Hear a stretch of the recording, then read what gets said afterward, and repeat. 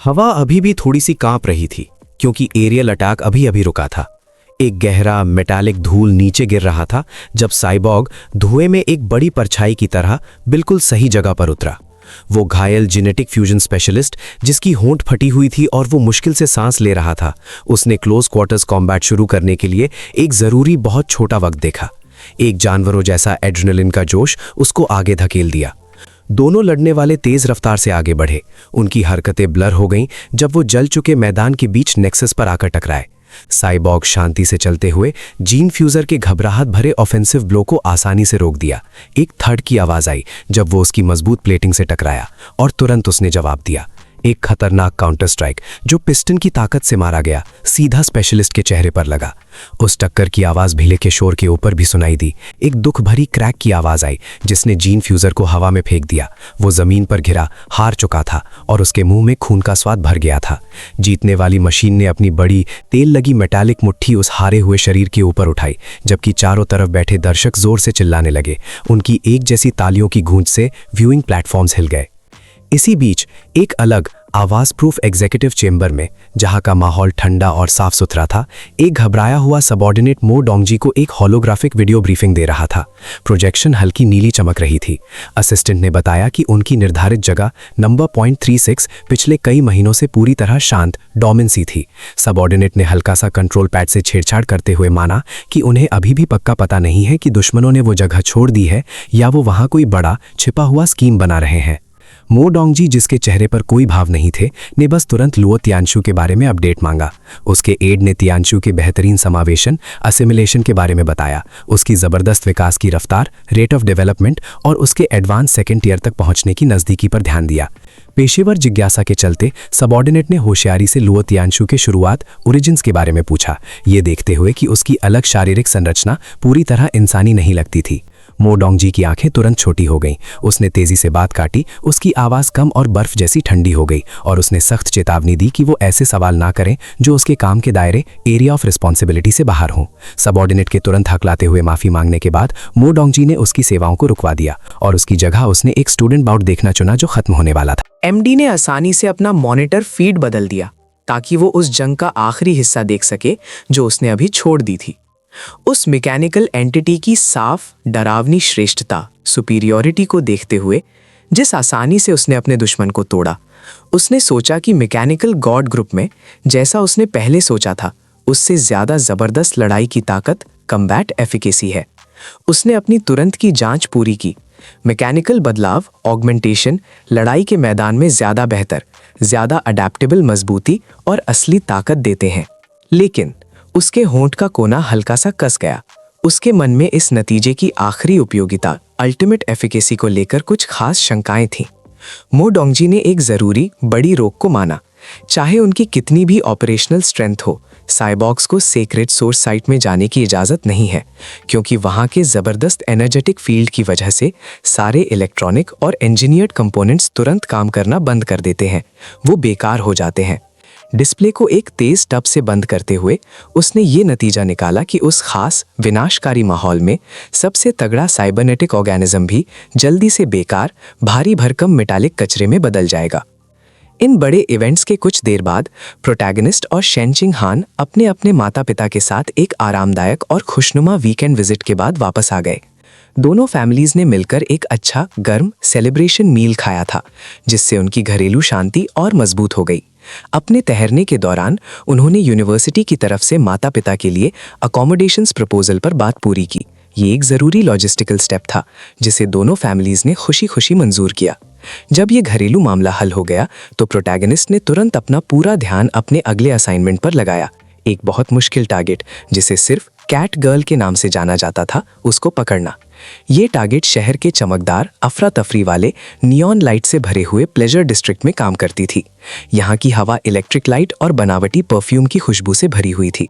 चुपके से भीड़भाड़ वाली सड़कों पर चलते हुए, आम रंग के कपड़ों में और हल्का सा भेष बदलकर शाम की भीड़ में घुल मिलते हुए प्रोटैगनिस्ट ने अपने शॉर्ट टर्म मेमोरी में स्टोर किए हुए ऑपरेशनल डिटेल्स को दोहराया।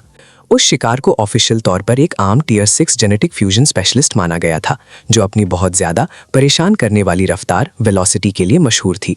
वो इस डिस्ट्रिक्ट में आने वाले मर्दों को फंसाने और मारने में स्पेशलिस्ट थी। उसकी डॉसियर में खास तौर पर बताया गया था कि वो भेष बदलने में माहिर थी और चुपके से फार्माकोलॉजिकल एजेंट्स दवाइयों को कॉन्टैक्ट या एरोसॉल के जरिए देने में कुशल थी। प्रोटैगनिस्ट तुरंत समझ गया कि मिशन बार बार फेल क्यों हो रहा था। ऑपरेशनल जोन का बहुत बड़ा होना और हमेशा बदलते रहना और उसकी धोखेबाजी के चलते आम ऑपरेटिव्स के लिए उसको ट्रैक करना बेहद मुश्किल था।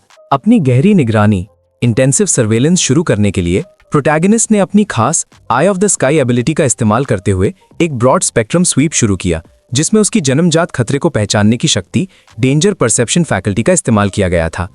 जैसे ही उसने फोकस किया और इन एबिलिटीज को एक्टिवेट किया, उसके प्रोटेक्टिव आईवेयर के लेंसेज उसकी आंखों की पुतलियों प्यूपिल से निकल रही एक अलग अजीब सुनहरी रोशनी गोल्डन ल्यूमिनेसेंस को पूरी तरह छुपा नहीं पाए।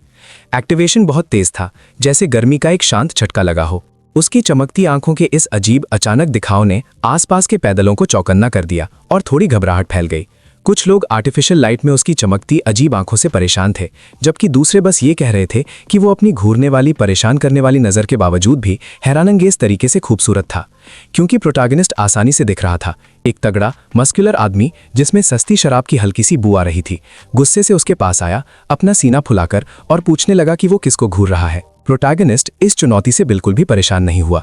उसने एक जबरदस्त अदृश्य बायोलॉजिकल प्रेशर की वेव छोड़ी और उस आदमी को एक ऐसी आवाज में तुरंत रास्ता छोड़ने को कहा जिसे कोई टाल नहीं सकता था।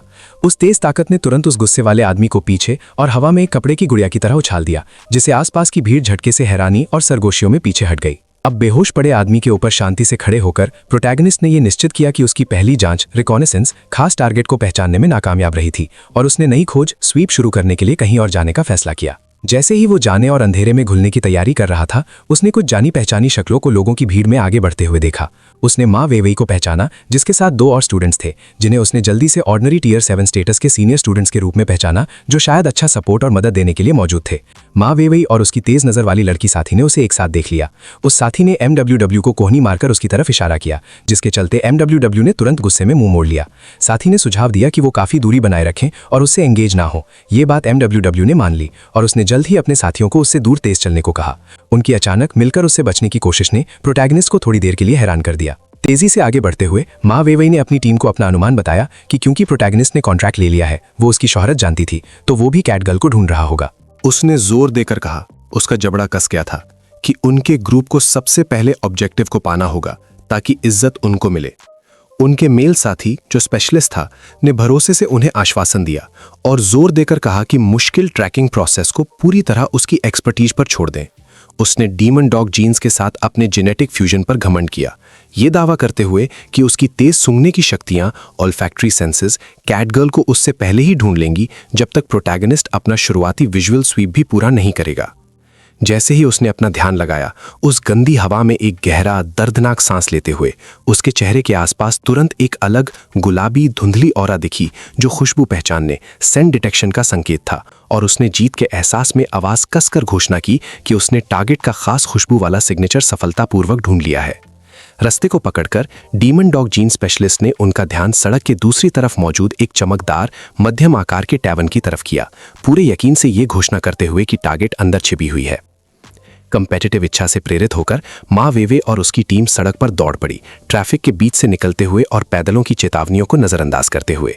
फीमेल सीनियर ने जल्द ही शिकार को पकड़ने और यूनिवर्सिटी में अपनी सफलता को सबके सामने दिखाने के अपने पूरे इरादे को मजबूत किया।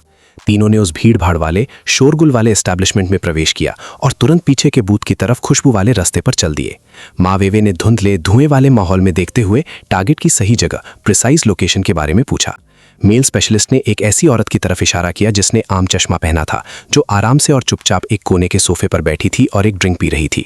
माँ वेवे ने तुरंत शक जाहिर किया, ये देखते हुए कि वो औरत एक आम सीधी साधी यूनिवर्सिटी की अटेंडी से ज्यादा कुछ नहीं लग रही थी, एक खतरनाक कातिल होने के लिए बहुत ज्यादा शांत। उसका मेल कलीग पक्का था, उसकी आवाज में भरोसा था। उसने समझाया कि उसकी खुशबू बिल्कुल वैसी ही थी जो कैटगर्ल के जब्त किए गए सामान से पब्लिक सिक्योरिटी ब्यूरो में मिली थी। माँ वेवे ने जल्दी से समझ लिया कि ये टारगेट सच में डिस्गाइज में एक्सपर्ट है। आगे देरी करने का कोई रीजन ना देखते हुए फीमेल सीनियर ने जोर दिया कि वो तुरंत चुपचाप इसे पकड़े। वो तीनों अलग अलग एंगल से उस औरत की तरफ लपके। जैसे ही वो करीब आए, उसने धीरे से अपना सर उठाया और एक अचानक सच में बुरी मुस्कान दी। इससे पहले कि वो उसे छू पाते, वो तुरंत अजीब रफ्तार से ऊपर उछली, जोर से टेबल का शीशा तोड़ा और उसके चमकदार टुकड़े बिखर गए। और वो तेजी से भागने की कोशिश की, जिससे एक घबराए हुए पीछा करने वाले ने चिल्लाया, ये भाग रही है, इसे जाने मत देना। माँ वेवे और उसके कलीग्स उस जगह से बाहर निकल आए, टैवर्न का दरवाजा तोड़कर भागे और उस भागती हुई कैटगर्ल का पीछा जिले की भरी पतली गलियों में करने लगे।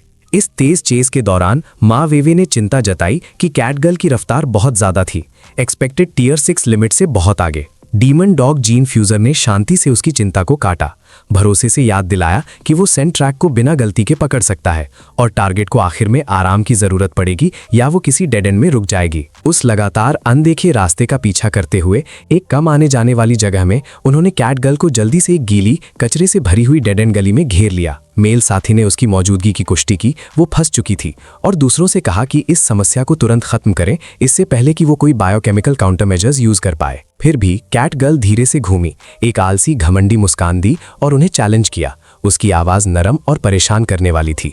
उसने पूछा कि क्या उन्हें सच में लगता था कि अगर वो भागना चाहती तो वो उसे पकड़ पाते। एक खतरनाक गरम लाल रंग की बायो एनर्जी उसकी पतली बॉडी के आसपास दिखाई देने लगी और जोर से क्रैकल करने लगी। उसने बताया कि सबसे एक्सपर्ट शिकारी अक्सर शिकार बनने का दिखावा करते हैं ताकि वो अपने शिकार को ऐसी जगह खींच लें जहां उन्हें नुकसान हो। उसके बोलने के बाद एक बड़ा और परेशान करने वाला फिजियोलॉजिकल चेंज हुआ।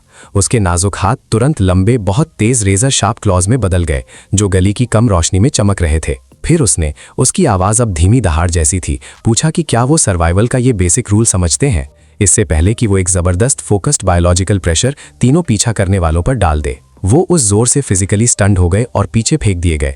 ये जानकर वो डर गए कि उसकी असली पावर रैंकिंग वो नहीं थी जो ऑफिशियल डॉसिये में एक्सपेक्टेड ऑर्डिनरी टियर 6 थी, बल्कि एक हैरान करने वाली ऑर्डिनरी टियर 9 थी। माँ वेवे और उसके साथी हैरानी में फ्रीज होकर रुक गए। उन्होंने बहुत देर बाद पता चला कि कैटगर्ल ने जानबूझकर अपनी असली डरावनी कैपेबिलिटी को छिपाया हुआ था।